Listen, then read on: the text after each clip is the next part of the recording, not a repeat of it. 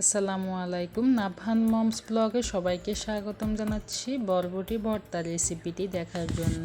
কেমন জানি আমার মনে হচ্ছে ভর্তা রেসিপি সবাই অনেক পছন্দ করেন, তবে ভর্তা রেসিপি কিন্তু আমার ভীষণ পছন্দ।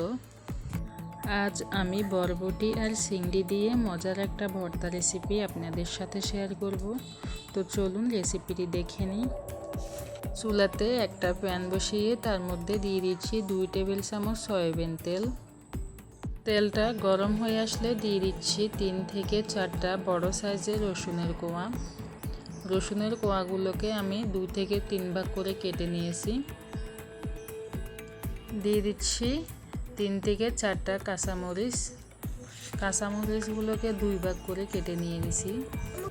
রসুন আর কাঁচামরিচটাকে একটু তেলের মধ্যে ভালো করে নেড়ে ছেড়ে লালচে বর্ণ হয়ে আসলে তুলে নেব। এরপর ওই তেলের মধ্যে দিয়ে দেব হাফ কাপ পরিমাণে পেঁয়াজ কুচি। পেঁয়াজটাকেও একটু হালকা করে ভেজে নেব। পেঁয়াজটা ব্রাউন কালার হয়ে আসলে পেঁয়াজটাকেও তুলে নেব। এরপর ওই তেলের মধ্যে আবার দিয়ে দিচ্ছি 3টা লাল শুকনো মরিচ আর এক সাইডে দিয়ে দিচ্ছি কিছু পরিমাণে চিংড়ি মাছ।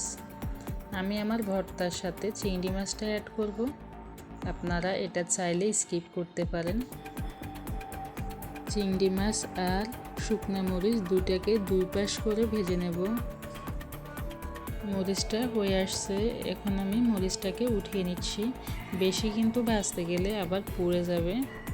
এবার দিয়ে দিচ্ছি ধুয়ে রাখা বরবটিগুলো আমি এখানে 1 ইঞ্চির মতো করে কেটে কেটে নিয়েছি, আবার ভালো করে ধুয়ে নিয়েছি।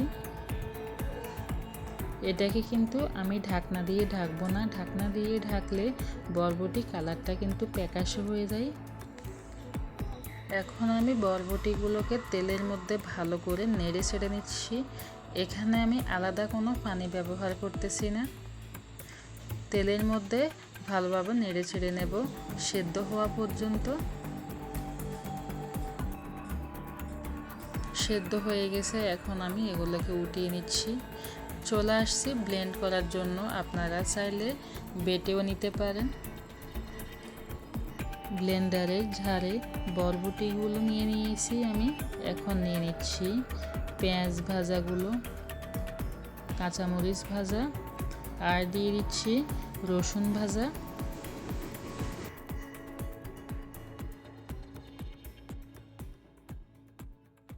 দিয়ে দিচ্ছি ভাজি করা চিংড়ি মাছগুলো আর দিয়ে দিচ্ছি এখানে 3 থেকে 4টা ধনেপাতা।